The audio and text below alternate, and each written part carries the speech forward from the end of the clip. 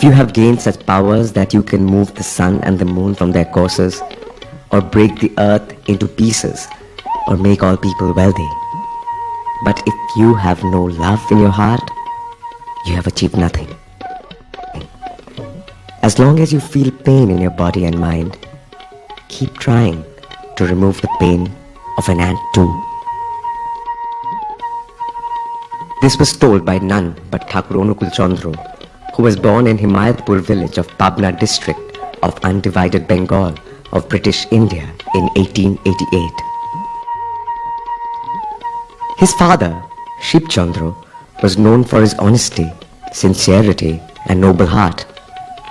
Anukul Chandra's mother, Manomohini Devi, had a majestic personality whose motherly love was not only for her own children but was unconditionally showered upon all the villagers. Manomohini Devi only named a son as Anukul after a poem composed by herself, a name that would shine beyond all geographical and mortal boundaries to enlighten the hearts of millions.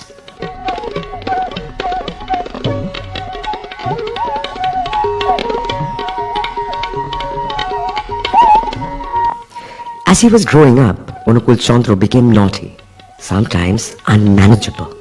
But his love for his mother was incomparable. The little boy would be always ready to walk any length to make his mother happy. His mother became very angry with Anukul Chandra due to some of his naughty acts. Manomohini Devi started chasing Anukul Chandra with a cane stick. Anukul Chandra started running fast to escape from obvious beating by his mother.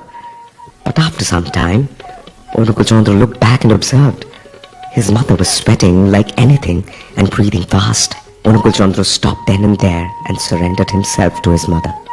A few strokes of cane stick would be less painful for him than seeing his mother exhausted.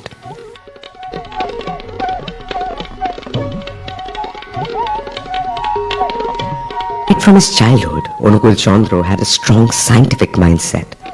He would not accept anything that would fail to show a logical ground to it.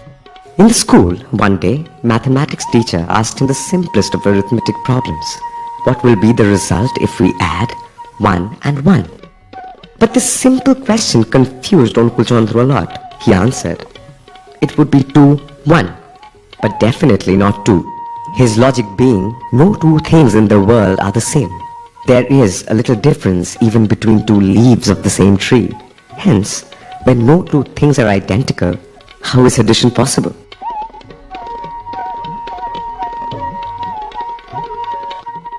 On his way back from school, while it was raining heavily, Anukul Chandra noticed that an old blind man had fallen into a deep ditch by the side of the village road. Water was flowing over the poor man as he was struggling to survive and was crying for help from Almighty.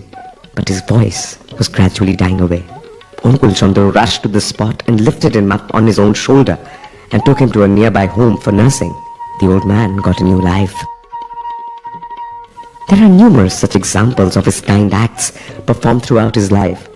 In fact, he could not appear for his 10th standard board examination as he gave his own examination fee to his friend who was struggling to gather money for the same. After the school life, Anukul Chandra was admitted to National Medical College at Kolkata, where he studied medicine with great financial difficulties.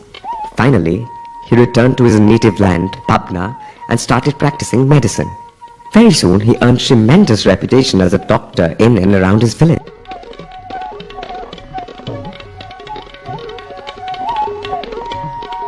While practicing medicine, Anukul Chandra realized that illness is not only in the human body, but it exists heavily in people's mind.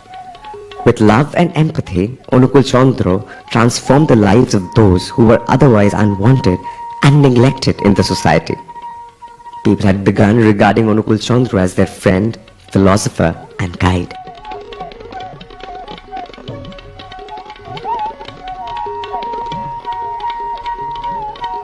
Anukul Chandra formed a group of people and engaged them in the performance of devotional songs or kirtans and dance to its rhythm. Many a time while performing these songs and dances, Anukul Chandra would get into a trance-like state with all prominent signs of life being absent from his body. In the time of trance, holy messages used to come out spontaneously like a fountain from his mouth in different known and unknown languages.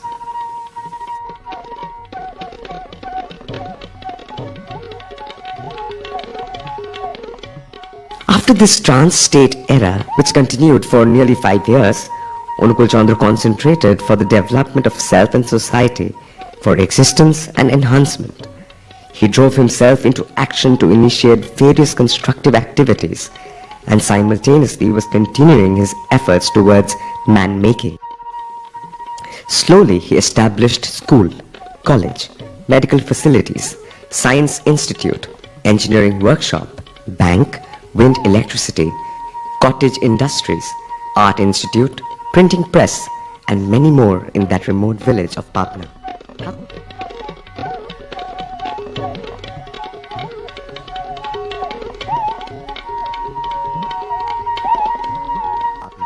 Thakur Anukul Chandra started spreading his ideology of being and becoming, which means existence and enhancement of life. Thousands of people accepted him as their living guide or guru. Simultaneously, Thakur Anukul Chandra started giving messages mainly in Bengali and English. Around 20,000 of these messages were later published as books. His messages encompass a wide range of affairs like politics, science, education, spirituality, society, literature, conjugal life, law and administration, eugenics, and more.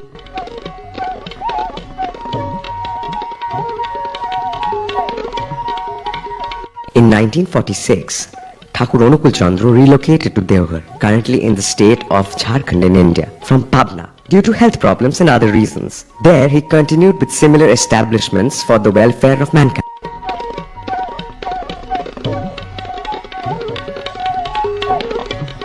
Thakur Anukul Chandra used to believe that death is a curable disease and conceptualized the idea of a machine called vibrometer, which he believed could infuse life into the body of a dead person.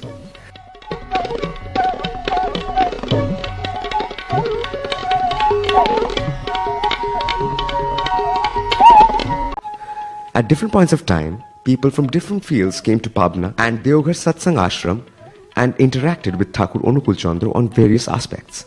Amongst them were Mahatma Gandhi, Netaji Subhash Chandra Bose, Deshabandhu Chittaranjan Das, Dr. Rajendra Prasad, Shyama Prasad Mukherjee, scientist Satyendra Nath Bose, statistician Prashant Chandra Mohalanobis, W.S. Urquhart, literateur Sharat Chandra Chatterjee, freedom fighter Bipin Chandra Pal, Fazlul Haq, Rohini Chaudhary, Gopinath Bordolui, magician P.C. Sarkar, and Lal Bahadur Shastri. Many of them accepted Thakur Anukul Chandra as their living guide.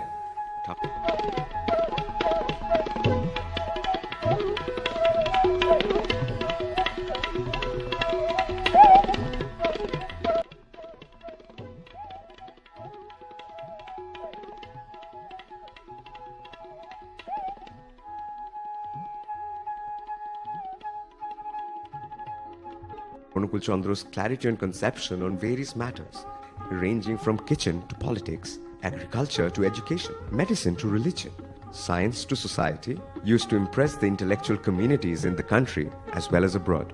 Above all, they were deeply touched with his loving attention, care, and childlike simplicity. Commoners ridden with problems in everyday life used to come to him day and night in search of solace.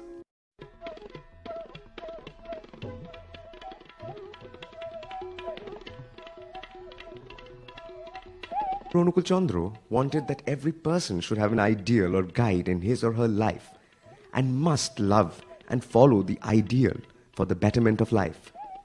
We must live and help others to live. Simultaneously, each of us must meditate the holy name in the proper way to attain supreme consciousness within us, which is the final goal of human life.